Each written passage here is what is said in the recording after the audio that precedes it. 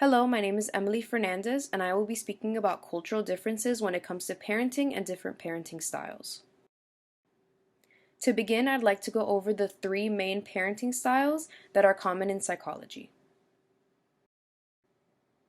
To start, the authoritarian parenting style usually has high demands and stricter rules on the child, and lower levels of warmth and responsiveness. The authoritative parenting style is more closely associated with understanding the child's feelings, encouraging communication, encouraging independence while still keeping limits and control on the child, and it's associated with parental warmth and reasoning. Lastly, the permissive parenting style has high levels of warmth and responsiveness, but very little control over the child's behavior. So, although these are the three most common parenting styles we usually hear in psychology, it is argued that these styles are more closely associated with Western cultural development, where these styles may differ or change in cultures such as Chinese or Japanese or European American. Now, I would like to go over the actual difference when it comes to cultures around the world. As we look at this quote by Professor Yi from the Texas Women's University and Professor Singh from the University of Oregon, we can see that culture does have an impact on parenting and that this parenting can impact a child's development.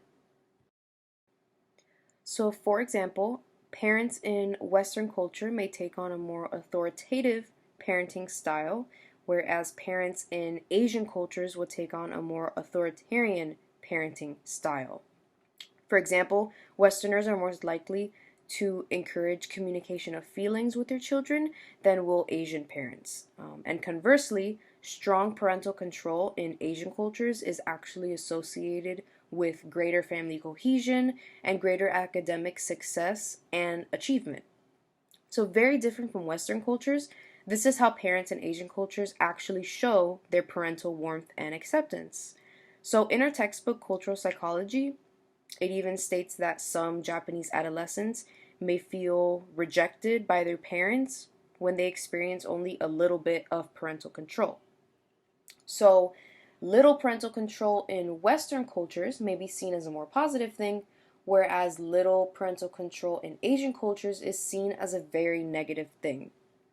Shifting to forms of child discipline when it comes to parenting, Hispanic and African American cultures may still use physical punishment, such as spanking, but this would be a last resort for European Americans. So the opposite would be telling the child what they did wrong, putting them in timeout, maybe taking away games or privileges.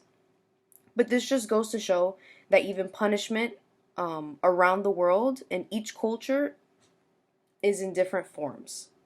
So overall, the culture and the environment that a person is in or grows up in can have a really large impact on the way that they raise their children and decide the way that they will parent. So these are my sources, and thank you for listening.